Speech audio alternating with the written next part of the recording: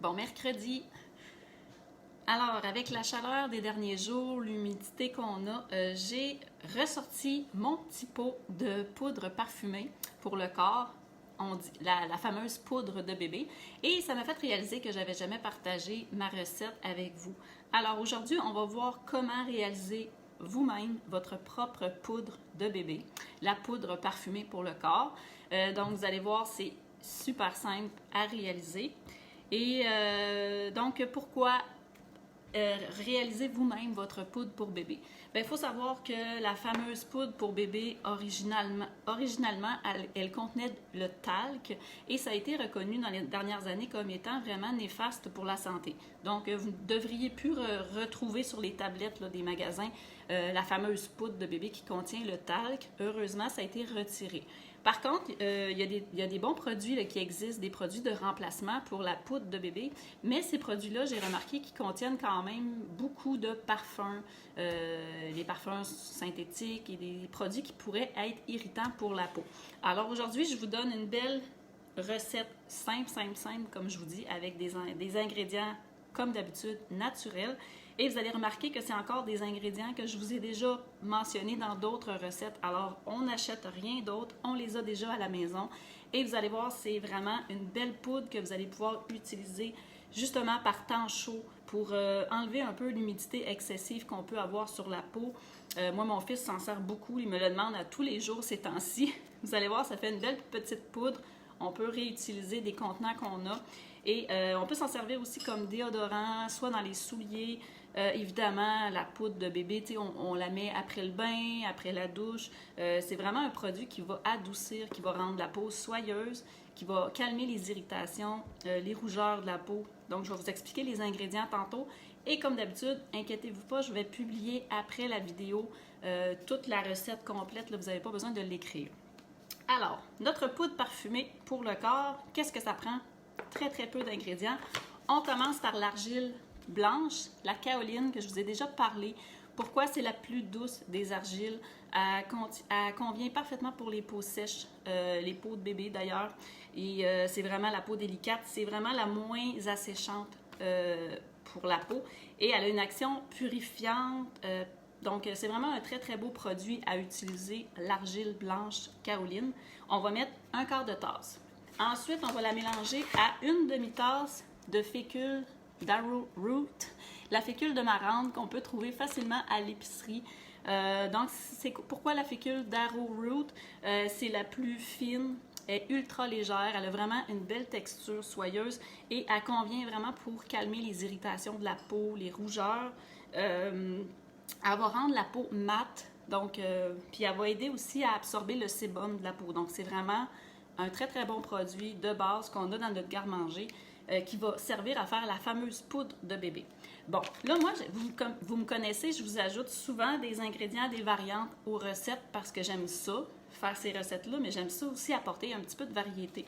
Donc, vous pourriez, c'est sûr, simplement juste mélanger ces deux ingrédients-là. Vous auriez une belle poudre pour bébé, mais je vous suggère fortement d'ajouter, si vous avez la chance d'avoir des fleurs séchées.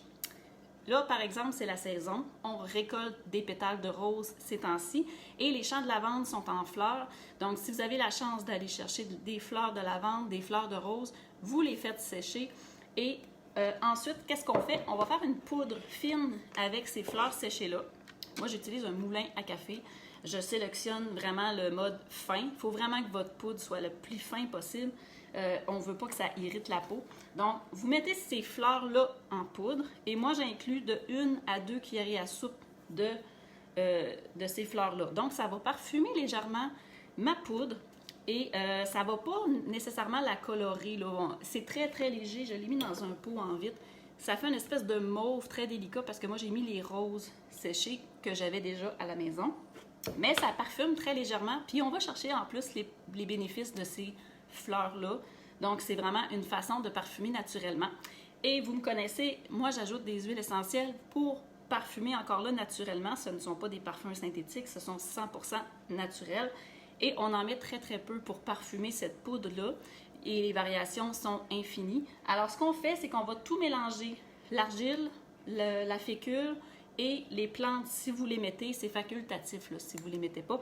Et on va ajouter à ça, moi j'ai mis 6 gouttes d'huile essentielle. Et ensuite, on met ça encore là dans le moulin.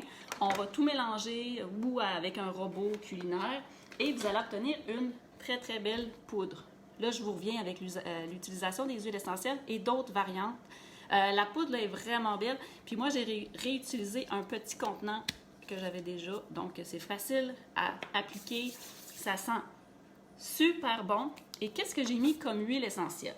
En passant, avant que j'oublie, si vous voulez utiliser ça, pour les enfants, il n'y a pas de problème avec les huiles essentielles si vous utilisez les bonnes huiles essentielles. Si vous voulez utiliser ça sur un nouveau-né, un poupon, on va omettre les huiles essentielles et on ne mettra pas non plus de fleurs séchées nécessairement en poudre. Ce qu'on recommande pour les poupons, c'est la recette telle quelle avec la fécule et l'argile. Et on pourrait également rajouter, pour remplacer les fleurs séchées, là, le 1 à 2 cuillères à soupe, on pourrait mettre de la poudre de racine de consoude et de la poudre de racine de guimauve, qui pourrait vraiment être un beau substitut aux fleurs séchées. Ça serait bon pour les poupons et les gens aussi qui ont la peau extrêmement sensible. Donc, j'ai tout écrit ça dans mon article, inquiétez-vous pas. Pour le choix des huiles essentielles, c'est vraiment selon votre goût, mais allez-y avec des huiles essentielles qui vont vraiment apaiser la peau, qui vont l'aider à se régénérer, puis qui vont sentir évidemment bon. On n'a pas besoin d'en mettre beaucoup, 6 gouttes. Personnellement, mon mélange qui revient toujours dans mes mélanges familiaux comme ça, là, parce que toute la famille s'en sert, c'est le mélange Sérénité de doTERRA. Puis je vais vous donner la liste des huiles essentielles qu'il y a à l'intérieur de ce mélange-là, puis vous allez comprendre pourquoi c'est un mélange qui est vraiment adapté pour les types de peau, puis la douceur. Ça contient de l'huile essentielle de lavande, vrai, bois de cèdre, bois de haut, ylang-ylang, marjolaine, camomille romaine, bois de santal et vétiver. Alors, c'est un mélange tout inclus. Alors, moi, j'ajoute simplement 6 gouttes. Vous pourriez choisir simplement de mettre de l'huile essentielle de lavande également, ou l'huile essentielle de camomille romaine, ça pourrait être un bon choix. Donc, tout simplement, on conserve la poudre dans un pot hermétique. Ça peut être un pot en verre comme ça. La seule chose, c'est qu'il faut utiliser une petite cuillère pour le sortir et l'utiliser. Ou vous réutilisez vos pots d'épices, surtout les pots comme Épicure là, sont en vitre, ou n'importe quel pot d'épices qui est en vitre, ou les petits pots comme ça. Donc, c'est vraiment facile. Ça se conserve très, très, très longtemps. Et ça rend la peau vraiment douce. Puis comme je vous dis, là, ça fait vraiment du bien pour les gens. Là, on a chaud, on est collant ces temps-ci. On en met sur notre peau, puis ça va vraiment aider à absorber le surplus d'humidité. Donc, ça prévient les irritations, les démangeaisons de la peau qui pourraient être occasionnées par toute la chaleur, l'humidité qu'on a actuellement. Alors, je vais vous partager le lien de la recette en commentaire. J'espère que vous avez aimé ça. N'hésitez pas à la partager.